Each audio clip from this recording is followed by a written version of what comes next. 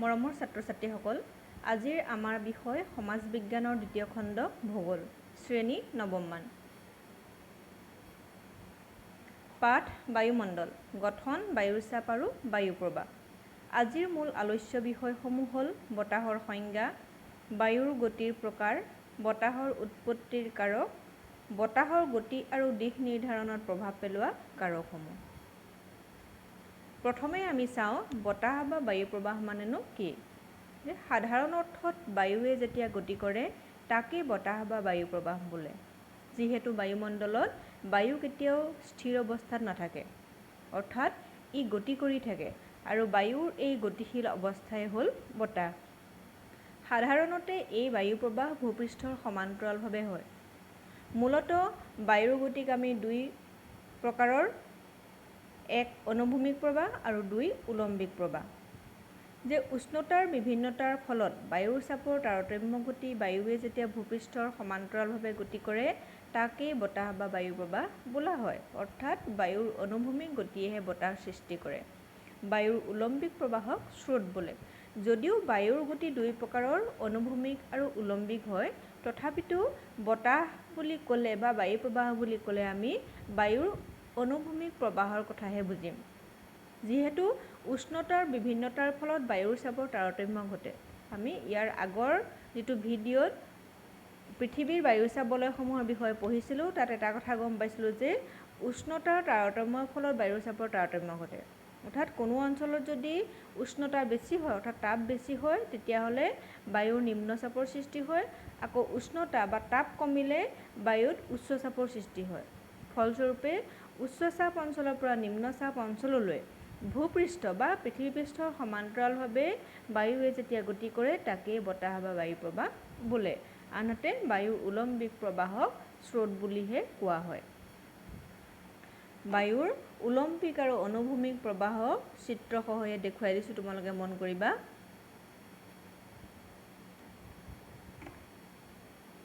ইয়াত দেখুওৱা হৈছে উষ্ণ বায়ুৰ ঊৰ্ধ্বগামী গতি।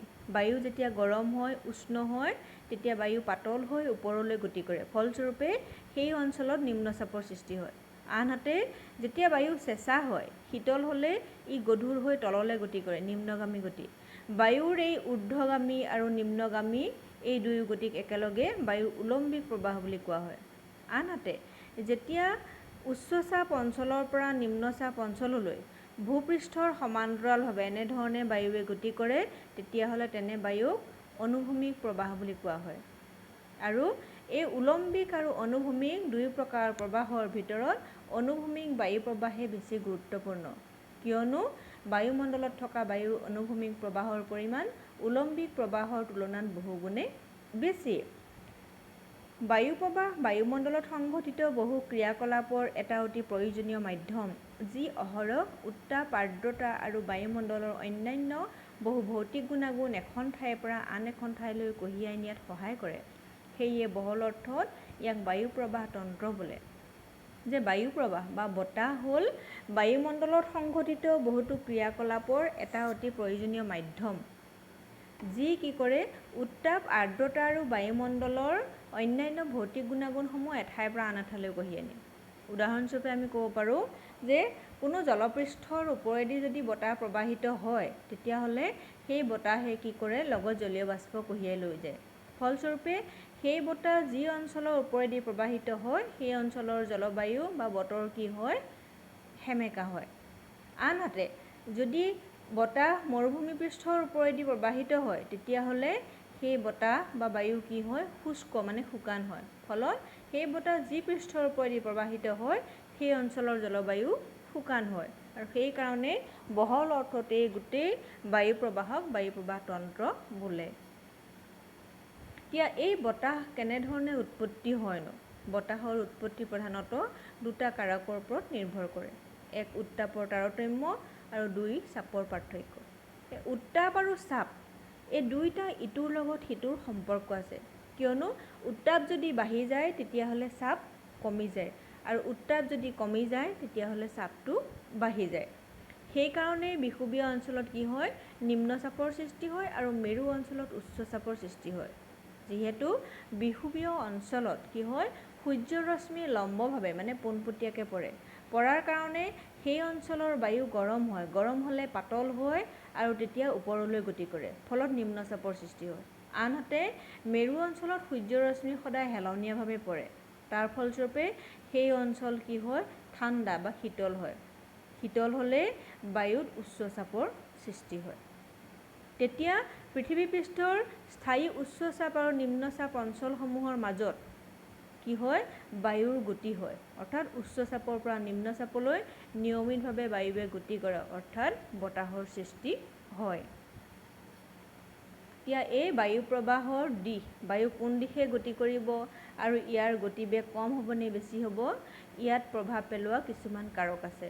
প্ৰধানতঃ কাৰকসমূহ 4 প্ৰকাৰৰ: চাপনতি শক্তি, মাধ্যাকৰ্ষণ শক্তি, অপকেন্দ্ৰিক শক্তি আৰু ঘৰ্ষণ শক্তি।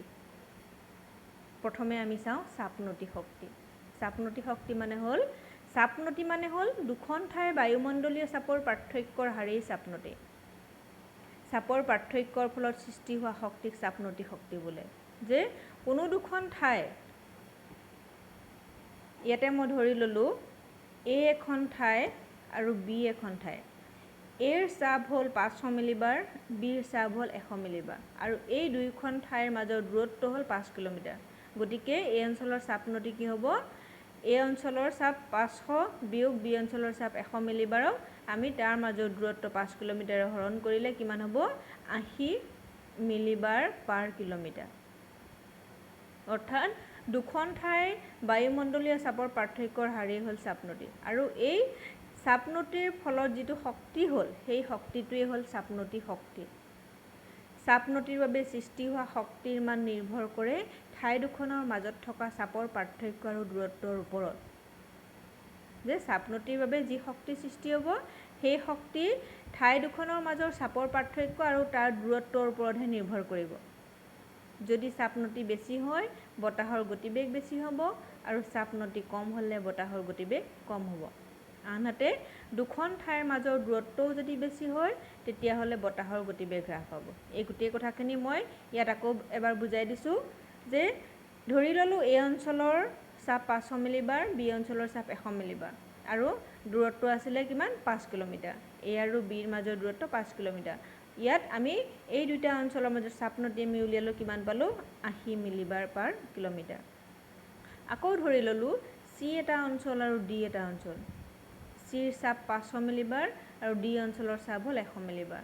আৰু ইয়াত ধৰিলোঁ দূৰত্বটো C আৰু D অঞ্চলৰ মাজৰ দূৰত্ব 2 কিলোমিটাৰ। গতিকে ইয়াত চাপনতি উলিয়ালে আমাৰ চাপনতি কিমান হ'ব, 200 মিলিবাৰ। এতিয়া ইয়াত দেখা পালোঁ এটা কথা, যে যদি দূৰত্বটো বাঢ়ি যায়, কোনো দুটা অঞ্চলৰ মাজৰ দূৰত্ব যদি বাঢ়ি যায়, তেতিয়াহ'লে চাপনতিটো কমি যায়। আৰু চাপনতি যদি কমি যায়, তেতিয়াহ'লে বতাহৰ গতিবেগ কমি যায়। আকৌ দূৰত্বটো যদি কমি যায়, তেতিয়াহ'লে চাপনতিটো বেছি হয়। চাপনতি বেছি হ'লে কি হ'ব, বতাহৰ গতিবেগো বেছি হ'ব। এই চিত্ৰটোত এই কথাখিনিৰ পৰা আমি এইটো বুজি পালোঁ যে A আৰু B অঞ্চলৰ মাজৰ বতাহৰ গতিবেগ C আৰু D অঞ্চলৰ মাজৰ বতাহৰ গতিবেগতকৈ কম হ'ব। কাৰণ A আৰু Bৰ চাপনতিটো কম আছে আৰু C আৰু D অঞ্চলৰ মাজৰ চাপনতিটো বেছি আছে। বায়ু সদায় উচ্চ চাপৰ পৰা নিম্নচাপ অঞ্চললৈ বলে। সেয়ে চাপনতিয়ে বতাহৰ দিশো নিৰ্ণয় কৰে। যি দিশত চাপ হ্ৰাস পায়, সেই দিশতেই চাপনতিৰ জোখ লোৱা হয়। বায়ু যিহেতু উচ্চ চাপৰ পৰা নিম্নচাপ অঞ্চললৈ বলে, সেয়েহে কি হয়, চাপনতিয়ে বতাহৰ দিশো নিৰ্ণয় কৰে। যি দিশত চাপ হ্ৰাস পাব, সেই দিশতেই চাপনতিৰ জোখ লোৱা হয়। এতিয়া A আৰু B এই দুটা অঞ্চলৰ ক্ষেত্ৰত আমি দেখিলোঁ যে চাপটো ক'ত কমিছে, B অঞ্চললৈ চাপটো কমিছে। ইয়াত 500 মিলিবাৰ আছিলে, Bত 100 মিলিবাৰ, অৰ্থাৎ B অঞ্চলৰ চাপটো কম। গতিকে বতাহ কোন দিশত বলিব, এইটো দিশত বলিব। যিটো দিশত চাপ কমিব, সেইটো দিশতে বতাহো বলিব আৰু কি হ'ব, চাপনতিৰ জোখো সেই দিশতেই লোৱা হয়। ঠিক একেধৰণেই C আৰু Dৰ ক্ষেত্ৰতো দেখিলোঁ, C অঞ্চলতকৈ D অঞ্চলৰ চাপটো কম আছে। গতিকে বতাহ কোন দিশত বলিব, এই দিশতে বলিব আৰু চাপনতিৰ জোখো সেই একেটা দিশতেই লোৱা হ'ব। চাপনতি বেছি হ'লে কেৱল বতাহৰ গতিবেগেই বৃদ্ধি নহয়, সেই অঞ্চলত এক অস্থিৰ বায়ুমণ্ডলীয় অৱস্থাৰ সৃষ্টি কৰে। চাপনতি কমিলে বায়ুমণ্ডলীয় অৱস্থাও শান্ত হয়। চাপনতি বেছি হ'লে কি হয়, আমি গম পালোঁ যে বতাহৰ গতিবেগ বৃদ্ধি পায়। বতাহৰ গতিবেগ বৃদ্ধি হয় মানে বতাহ জোৰেৰে বলে, অৰ্থাৎ ধুমুহাৰ সৃষ্টি হ'ব। যেতিয়া ধুমুহা হ'ব তেতিয়া কি হ'ব, বায়ুমণ্ডলত এক অস্থিৰ অৱস্থাৰ সৃষ্টি হ'ব। আনহাতে চাপনতি যেতিয়া কমি যাব, বতাহৰ গতিটো কমি যাব, তাৰ ফলস্বৰূপে সেই অঞ্চলৰ বায়ুমণ্ডলৰ অৱস্থাটো কি হ'ব, শান্ত হ'ব। বায়ুমণ্ডলত এক শান্ত অৱস্থাৰ সৃষ্টি হ'ব। 2 নম্বৰতে আহিলে মাধ্যাকৰ্ষণ শক্তি। তোমালোকে হয়তো জানাই সকলোৱে মাধ্যাকৰ্ষণ শক্তি মানে কি, যে পৃথিৱীৰ এক শক্তি আছে যি শক্তিৰ ফলত পৃথিৱীয়ে প্ৰত্যেকটো বস্তুৱে নিজৰ গাৰ ফালে টানি লয়, আৰু সেই শক্তিটোৱে হৈছে মাধ্যাকৰ্ষণ শক্তি। পৃথিৱীৰ চাৰিওফালে আৱৰি থকা সমগ্ৰ বায়ুমণ্ডলক মাধ্যাকৰ্ষণ শক্তিয়ে ধৰি ৰাখিছে।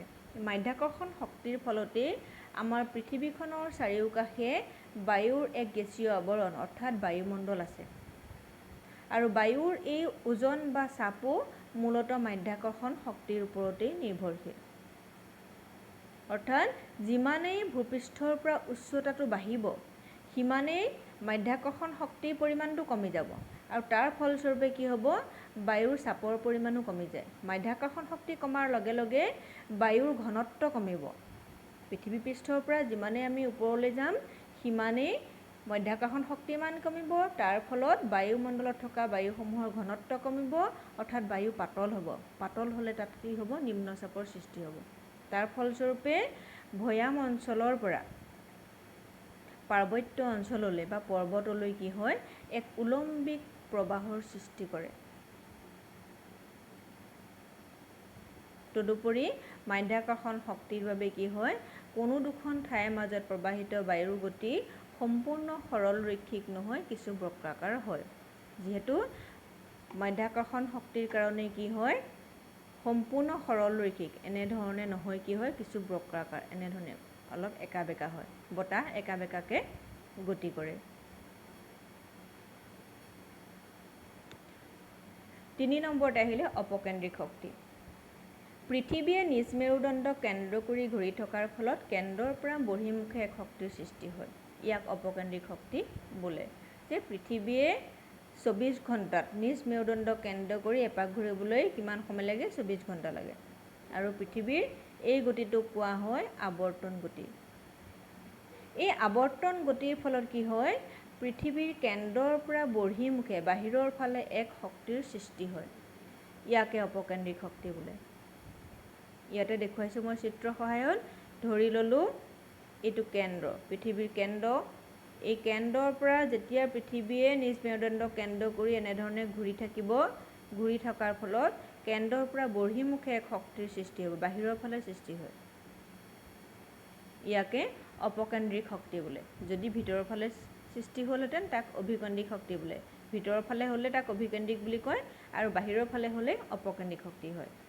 যে পৃথিৱীয়ে নিজ মেৰুদণ্ডক কেন্দ্ৰ কৰি যেতিয়া ঘূৰি থাকে বা আৱৰ্তন গতিৰ ফলত কি হয়, পৃথিৱীৰ কেন্দ্ৰৰ পৰা বাহিৰৰ ফালে এক শক্তিৰ সৃষ্টি হয়, আৰু সেই শক্তিকে অপকেন্দ্ৰিক শক্তি বুলি কোৱা হয়।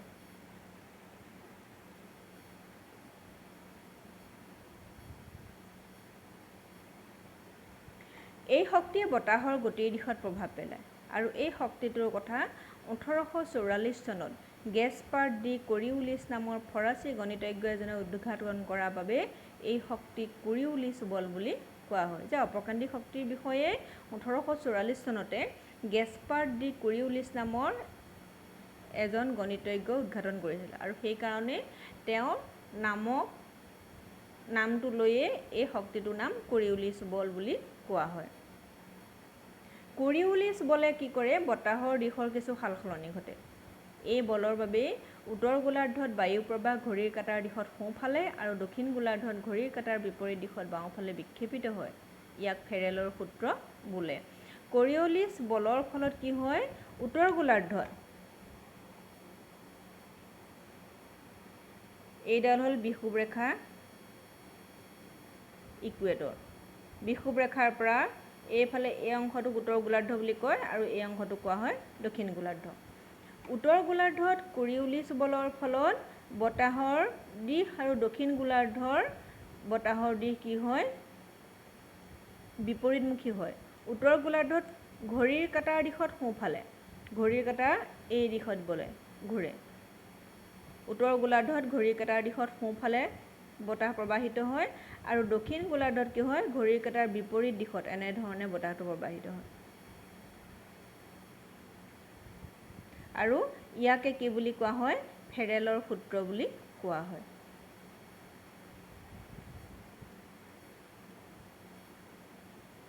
বিষুৱীয় অঞ্চলত কৰিউলিছ বলৰ মান 0 আৰু মেৰুত সৰ্বোচ্চ অৰ্থাৎ বিষুৱীয় অঞ্চলৰ বাহিৰে পৃথিৱীৰ যিকোনো ঠাইৰ বায়ু প্ৰবাহক পৃথিৱীৰ আৱৰ্তন গতিৰ ফলত সৃষ্টি হোৱা কৰিউলিছ বলে প্ৰভাৱিত কৰে বিষুৱীয় অঞ্চলক বাদ দি বিষুৱীয় অঞ্চলত যিহেতু কৰিউলিছ বলৰ মান 0 মানে কৰিউলিছ বল একেবাৰে নাই আনহাতে মেৰু অঞ্চলত আটাইতকৈ বেছি হয় সেইকাৰণে বিষুৱীয় অঞ্চলক বাদ দি পৃথিৱীৰ যিকোনো ঠাইতে যি বায়ু প্ৰবাহ বা বতাহ প্ৰবাহিত হয় সেই বতাহত আৱৰ্তন গতিৰ ফলত সৃষ্টি হোৱা কৰিউলিছ বলে কি কৰে প্ৰভাৱিত কৰে